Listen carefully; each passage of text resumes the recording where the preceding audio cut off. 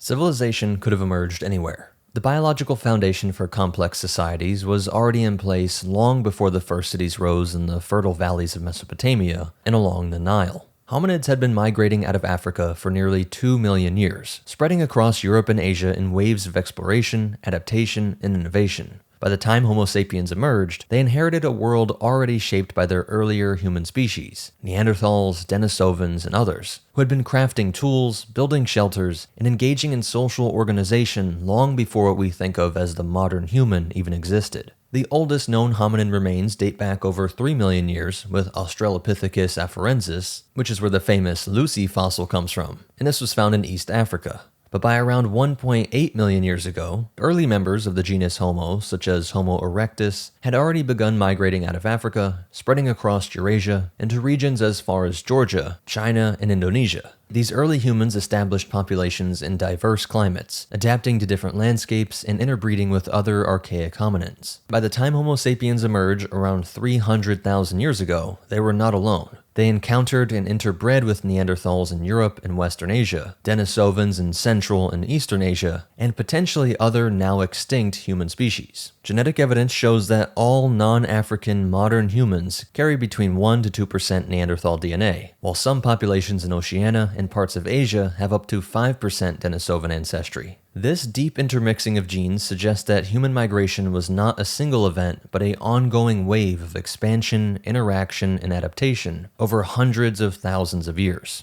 By around 50,000 years ago, Homo sapiens had begun their final major expansion, moving out of Africa in large numbers, replacing or assimilating other hominin groups, and eventually settling across Europe, Asia, and the Americas. This long history of migration and interbreeding meant that by the time the first major civilizations appeared in the Near East, they were built by people whose ancestors had already been shaped by millions of years of evolutionary and cultural exchange across multiple continents. So though we all come out of Africa, we cannot make the jump to say that things like language, writing, farming, animal domestication, or major construction projects originally spread out of Africa too. Since we know Homo groups are spread all across the world before we see any of these aspects of civilizations arise. Humans were everywhere before these things came about. So given this deep human presence across the planet, civilization could have sprung up in any number of places, from the dense forest of Southeast Asia to the icy tundras of Northern Europe. Yet when we trace the origins of cities, writing, monumental architecture, and organized religion, there is a definite pattern that emerges. The earliest identifiable centers of civilization seem to radiate outward from a specific region, the lands of Anatolia, the Levant, Mesopotamia, and the Black Sea Basin. Here, in the hills and river valleys where the first farmers domesticated wheat, barley, cattle, and sheep, the earliest signs of complex societies began to appear. This was a region of immense cultural fertility, where scattered foraging groups coalesced into settled villages, and where sacred sites and burial rituals foreshadowed the grand temples and tombs of later civilizations. The question, then, is not merely where civilization began, but why it emerged in this particular region at this time. Prehistoric precursors, 10,000 to 8,000 BCE.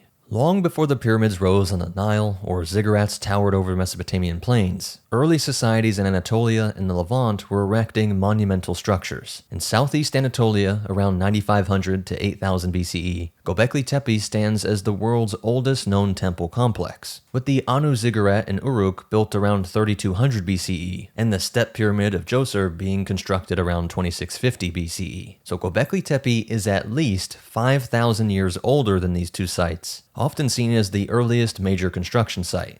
For reference, that means that this site in Anatolia was as ancient to the Sumerians and Kemites as the very first ziggurats and pyramids are to us watching this today. That's just insane if you think about it. Its massive circular stone enclosures, each ringed by T-shaped limestone pillars up to 6 meters tall, predate Stonehenge and the Egyptian pyramids by millennia. Carved in low relief on these pillars are animals like lions, bulls, snakes, and vultures, some of the earliest symbolic art discovered. Archaeologists believe Göbeklitepe was a ritual center for hunter-gatherers, indicating that organized religion and monumental construction began even before agriculture took root. Its builders gathered for ceremonies on a wind-swept hilltop in Anatolia, hewing and raising multi-ton stones at a time, while humans still lived by the hunt and by foraging. Such feats of construction revolutionize our view of prehistory, showing that the urge to build sacred spaces and share mythic symbols spurred social complexity as much as farming did. While many point to farming or warfare as the main engines of modern civilization, we cannot ignore this factor of meaning-seeking, which is even seen in homo groups that predate Homo sapiens. As some art and burial rituals seem to be symbolic, they're not purely practical endeavors. Humanity has this innate sense that there is meaning in this life, and this has manifested itself in flower burials of the Neanderthals, up to these shared building projects like Göbeklitepe. Meanwhile, in the Levant, early communities were also breaking new ground. The oasis settlement of Jericho, Tel es-Sultan in modern Palestine, was occupied by around 10,000 BCE and grew into what was called the world's first town. By about 8,000 BCE, Jericho's inhabitants undertook an astonishing project. They built a stone wall and massive round tower at the edge of their village. This Tower of Jericho, roughly 8.5 meters or 28 feet tall, is one of humanity's earliest works of public architecture. Constructed of rough, undressed stones and containing an internal stairway, the tower was likely the tallest structure on Earth in its time. Archaeologist Kathleen Kenyon's excavations in the 1950s revealed this Neolithic tower standing amid simple mud brick houses, and its presence is striking, a monumental stone building erected over 5,000 years before the first pyramid was built in Egypt. The tower and its adjoining wall suggest Jericho's people mobilized labor for communal goals, whether it was defense, flood control, or ritual. Scholars still debate its purpose, but one intriguing theory ties it to the cosmos. The Jericho Tower's staircase faced precisely toward the setting sun on the summer solstice, meaning the tower would cast a long shadow across the settlement at that moment. In this view, the tower functioned as a solar marker, dramatizing the longest day's sunset as a communal event. The alignment with the solstice sunset behind the distant Mount Corontal hints that Jericho's early farmers were integrating celestial cycles into these earthly constructions. Just as later civilizations tracked solstices and stars and temple alignments, these Neolithic villagers likely watched the heavens, perhaps fearing the waning daylight after midsummer, knowing that winter was coming. This evidence shows that astronomical awareness in sacred architecture began early on, a tradition that the Egyptians and Mesopotamians would fully embrace in their own monuments. From mounds to temples, 8,000 to 5,000 BCE. As the Neolithic age progressed, the people of Anatolia and the Levant transitioned to farming and built ever larger settlements. These communities developed a tradition of mound building that would echo through the ages. For centuries, villages were repeatedly built atop the ruins of older villages, gradually creating artificial mounds known as tells. Jericho itself became a tell. The entire 70-foot hill that Kenyon saw was composed of layer upon layer of human habitation. Each generation quite literally lived upon the remains of their ancestors, elevating their towns toward the sky. This practice of building upward created the first human-made mounds, a precursor to the raised platforms and pyramids of later civilizations. By around 7,000 to 6,000 BCE, Çatalhöyük in central Anatolia was a vast proto-city build on a ridge of accumulated mud brick houses. Over its 1,000-plus years of occupation, Çatalhöyük formed a mound 20 meters high, or taller than a 6-story building. There were no grand temples in this town. Instead, shrines were inside homes, indicating that spiritual life was woven into daily domestic spaces. Yet these shrines offered clues to symbolic traditions that would prove influential. Inside certain rooms, excavators found walls decorated with painted murals and wild bull heads mounted on plaster, emblems of a potent bull cult. Pairs of carving horns from wild aurochs bulls were set into household altars and benches, turning ordinary rooms into sanctified spaces. The bucranium, or bull's head motif, was the most prevalent 3D art form in Çatalhöyük. Often, bull skulls and horns were arranged in clusters, perhaps to represent a herd, and plastered over to create stylized bull heads protruding from walls. These dramatic installations suggest that the bull was revered as a symbol of strength, virility, and perhaps a protector or deity for the community. Archaeologist James Mellart, who first excavated Çatalhöyük, interpreted the site as evidence of a Neolithic bull cult intertwined with a mother goddess religion. One celebrated artifact is the seated woman of Çatalhöyük, believed to be from around 6,000 BCE, a baked clay figurine of a full-bodied female seated on a throne flanked by feline armrests. Many scholars view this as a representation of a fertility or mother goddess, akin to earlier Venus figures, and a possible forerunner to later mother deities. In the same room as these figurines, bull horns and other wild animal images were found, hinting at a mythic pairing of a great mother and a bull, even in Neolithic imagination. This pairing would recur in Near Eastern myths. For example, later Hittite and Hurrian myths feature the bulls Seri and Huri, who accompany the mother goddess of fertility, and in Canaanite lore, the mother goddess Asherah was associated with a divine bull.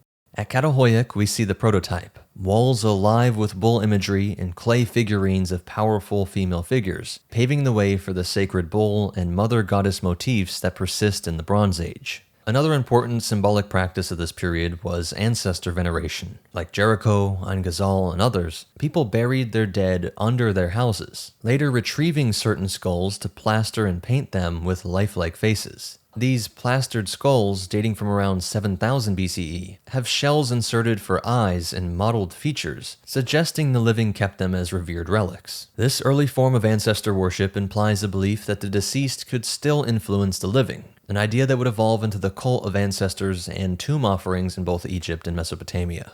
In Egypt's pre-dynastic era, which is put before 3100 BCE, would see people continuing to bury ancestors in their homes or village cemeteries with grave goods, and later Egyptians would make food offerings to the dead, echoing the Neolithic respect for forebearers. Similarly, Mesopotamian texts from the 2nd millennium BCE describe rituals to feed ancestral spirits, the kispu, an institutionalized version of the practice that may trace back to these early plastered skulls.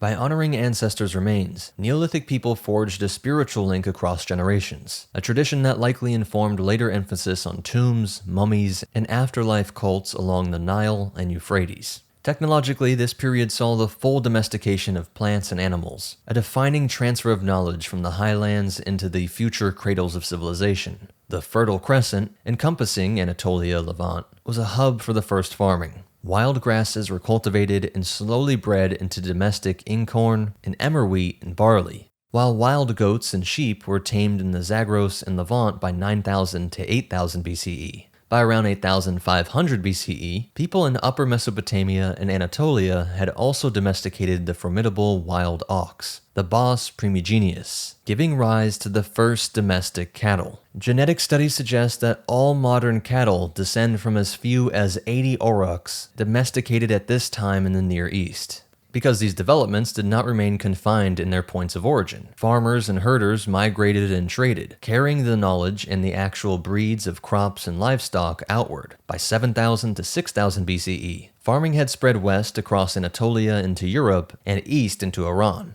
Notably, it also spread south into Egypt. Archaeological evidence indicates that the Neolithic culture of the eastern Mediterranean reached the Nile Delta and Sinai by roughly 6000 to 5000 BCE. Grains like wheat and barley, which were first domesticated in the Levant, appear in Egyptian sites like in the Fayum Oasis and in the Delta by 5200 to 5000 BCE. Everything points to Levantine farmers migrating into North Africa, introducing agriculture to native groups who until then were hunter-gatherers and pastoralists, just like everybody else across the entire globe was, up until this revolution of farming and domestication which grew out of the Anatolia-Levant region. And so the result was Egypt's own Neolithic revolution, a necessary precursor to pharaonic civilization. Along with plants came animals. Domesticated sheep, goats, and cattle were present in Egypt by the late 6th millennia BCE, clearly an import from Asia, and thus the very economic foundation of ancient Egypt, its wheat fields and cattle herds, owe a debt to the pioneering farmers of Anatolia and the Levant. By the time of the first Egyptian kingdoms, around 3000 BCE, that's 2,000 years of being exposed to this. Now the Nile Valley was populated by long-established farming communities whose crops, including wheat, barley, and flax, and livestock like cattle, sheep, and goats,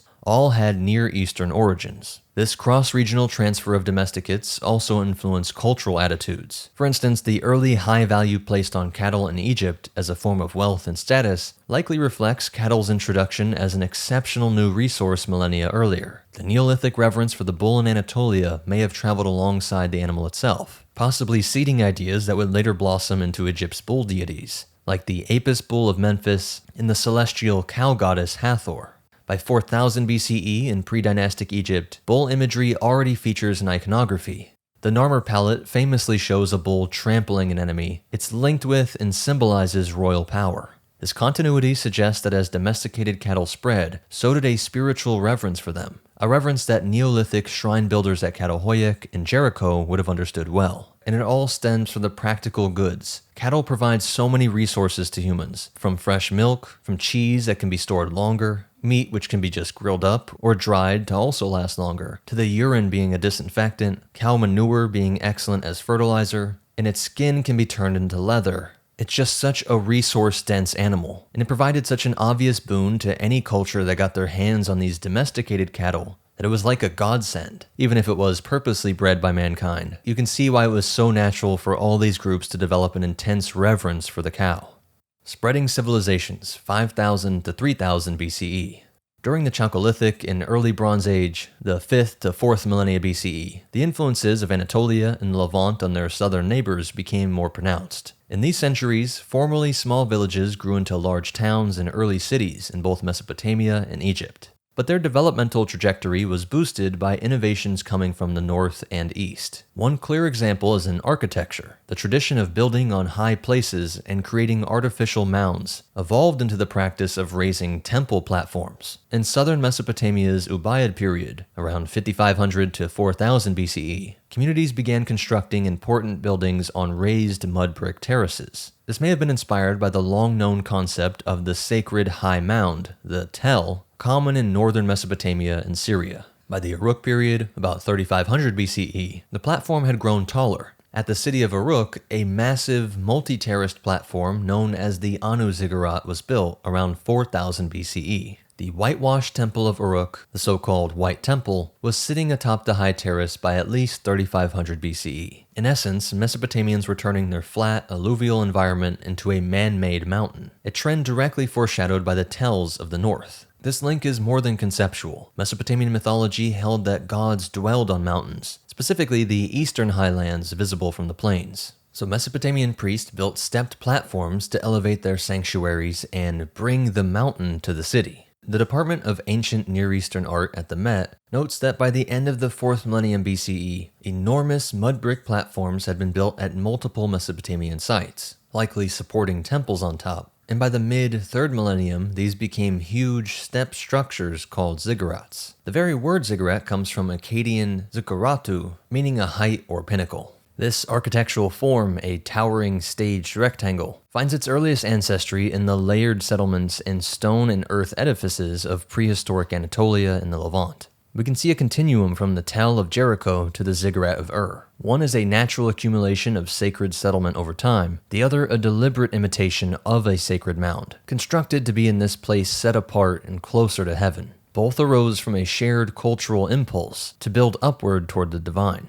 In Egypt too, the idea of an elevated, sacred structure took shape under possible influences of older models. Pre-dynastic Egyptians initially buried their elite beneath low earthen mounds, essentially tumuli that marked important graves. By the early dynastic period, circa 3100 to 2700 BCE, these earthen burial mounds were formalized into rectangular mud brick platforms called mastabas, which is the Arabic word for bench. Each mastaba was a flat-topped mound covering a tomb chamber, and it closely resembles the silhouette of a natural tell or platform. It's important to understand that before the invention of true pyramids, the tombs of Egyptian kings in the first dynasty at Abydos were buried under mud brick mounds. The nobles' tombs were mastabas. The practice parallels the Near Eastern burial mounds and suggests a common architectural language which is called higher is holier. Egyptian architect Imhotep, when designing the tomb of King Djoser around 2650 BCE, took the mastaba concept and stacked a series of smaller mastabas on top, creating the step pyramid, which is Egypt's first pyramid.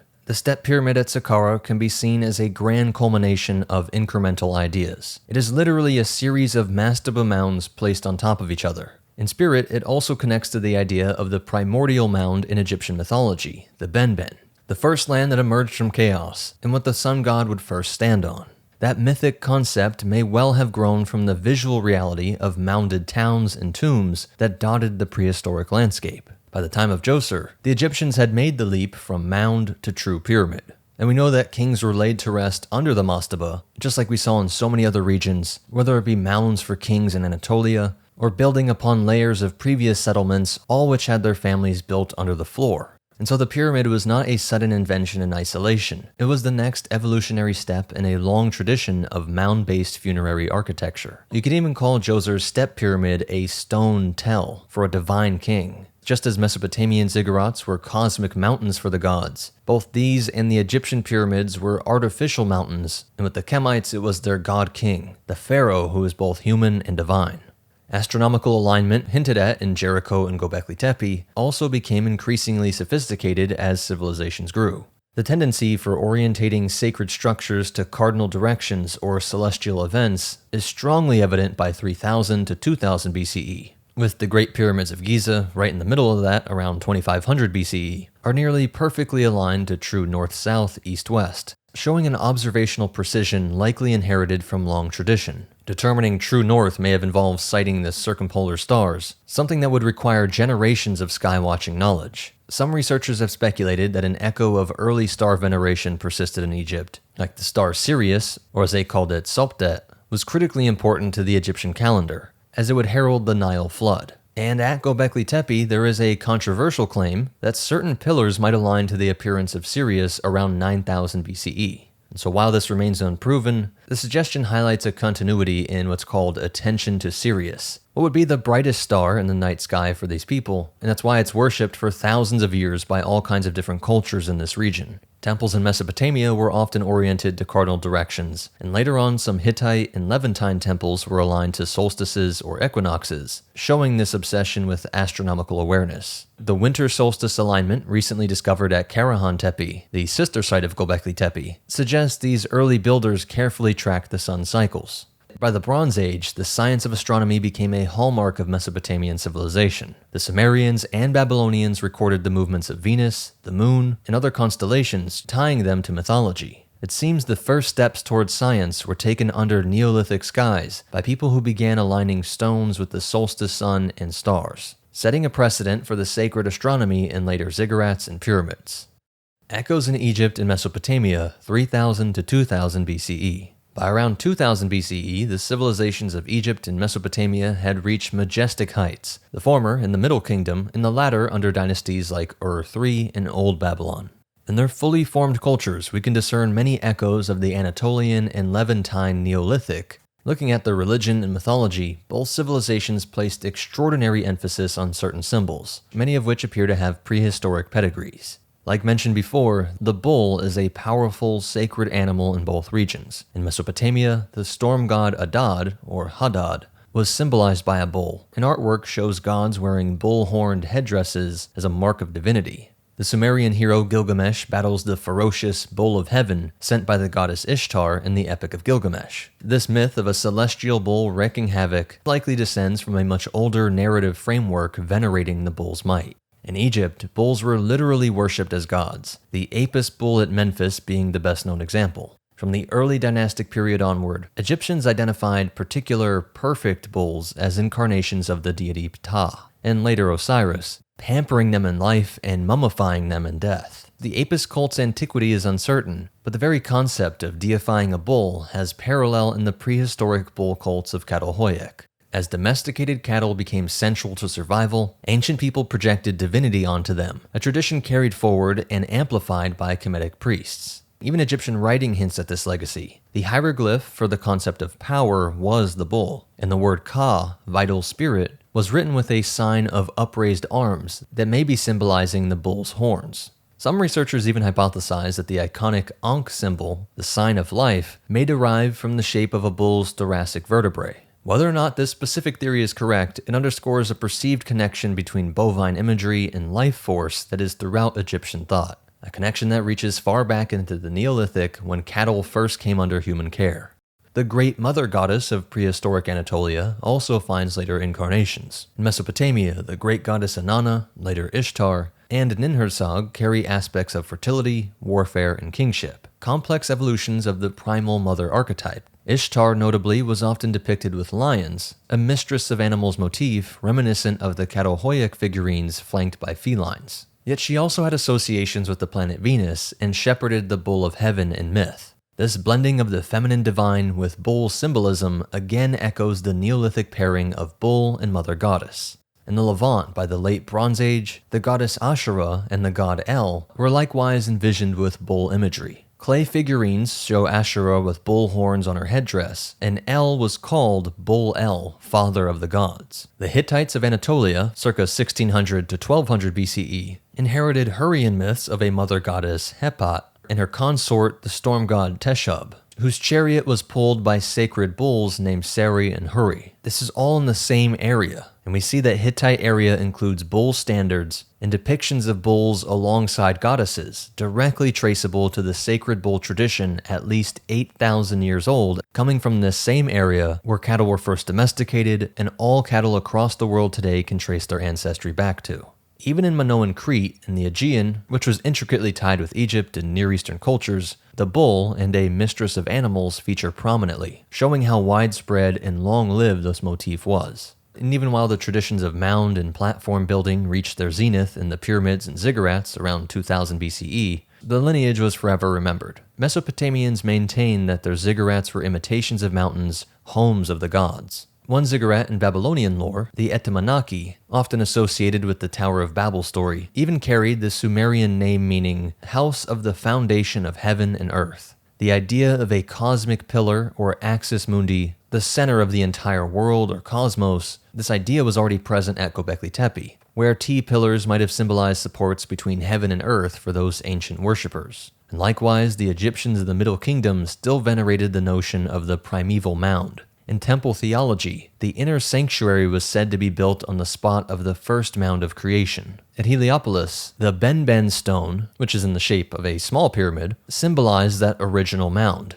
And each pyramid, with its sloping sides, can be viewed as a stylized sacred hill. And we see that around 2050 BCE, Pharaoh Mentuhotep II built his tomb at Deir el-Bahri as a terraced structure on a natural hill, with a small pyramid or mound on top. This can be seen as a deliberate fusion of the pyramid idea with a natural mountain, closing the conceptual loop that began in prehistory with worship on high hills. And by 2000 BCE, the interconnectedness between these regions was ever growing more direct. Traders and migrants traversed the Near East, and knowledge always flows with goods. Middle Bronze Age Mesopotamian cylinder seals depict motifs like winged gatekeepers or tree of life symbols that some scholars trace to earlier Syro-Anatolian imagery. In Egyptian Middle Kingdom tales reference goods that come from Syrian cities, so they're writing about contact with these areas. And so we have images, written material, and just existing physical objects that must have come from far-off regions. And so through these exchanges, all these ancient civilizations were influencing each other, even if the percentage of people that actually traveled to faraway lands was very small. You could imagine 90% or more would have never traveled outside of their area, would have never left Kemet or Babylon,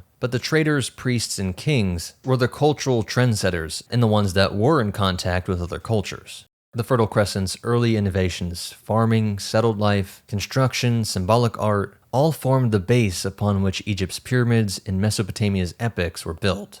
When we admire the smooth precision of the Grand Pyramid or the grandeur of Ziggurat, we are beholding the culmination of ideas born on the hills of Anatolia and the plains of the Levant. And so in our chronological sweep from the end of the Ice Age to the dawn of written history, we find that the foundations of Egyptian and Mesopotamian civilizations were laid in the Neolithic Anatolia and the Levant. These often overlooked influences include tangible practices, building in stone, raising mounds, aligning constructions to the skies, perhaps most importantly, the domestication of wheat and cattle, as well as more intangible ideas like religious symbols and mythic themes. The world's first temple at Göbeklitepe set the precedent for spiritual architecture that echoes in the temples of later ages. The stone tower of Jericho, the first of its kind, prefigured the form and function of the pyramids and ziggurats as communal projects tying earth to heaven.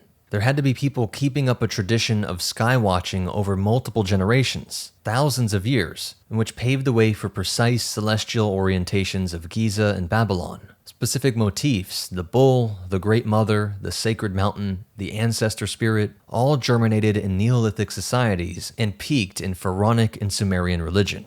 As we trace this continuum chronologically, the height of Egyptian and Mesopotamian civilization around 2000 BCE appears not as an isolated miracle, but as the flowering of seeds planted thousands of years earlier by peoples that are often forgotten. The Anatolian hunters who carved lions on megaliths, the Jericho villagers who built a tower to track order in nature, the Çatalhöyük families who honored bulls and goddesses. These early innovators are the true ancients upon whose shoulder the so-called ancient civilization stood. Remember, even at the later date, if you put Göbeklitepe around 8,000, that's still 5,000 years before the ziggurats and pyramids. They are as far from each other as we are to the pyramids. And so the pyramids and ziggurats, for all their grandeur, carry in their stones the memory of humble hilltop sanctuaries and mud brick tells. And so if we appreciate these deep influences, we gain a richer understanding of how human ingenuity and the seeking for meaning, our religious ideas, all evolved in unison, from the first settled hearths of Anatolia to the splendid temples along the Nile and Euphrates. Thanks for watching, and please hit that like button, I really do need your help. Subscribe so we don't get lost in the algorithm, and I hope to see you all in the next one. I already have written the scripts for the Ben Symbolism, a deep dive on the Ankh symbol, and the mystery of the red-haired mummies in China. Thanks for watching, hope to see you soon.